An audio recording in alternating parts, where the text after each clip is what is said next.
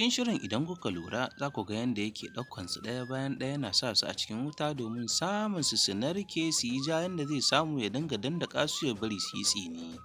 Hakan yake saka su ɗaya bayan ɗaya yana samu su yi ja su narke yanda zai iya dandakawa sauƙi gare shi. Haka kuma yake juyawa baya yake murzawa ya dinga murza abin da yake huro masa iska domin ya samu wutar ta dinga tashi.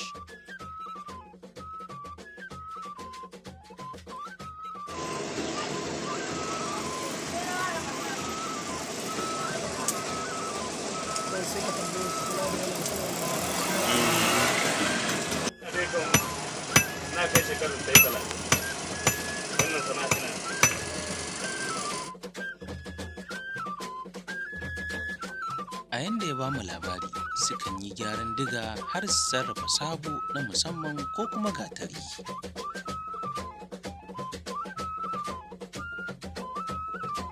Da haka muka kawo ƙarshen shirin namu na wannan lokaci.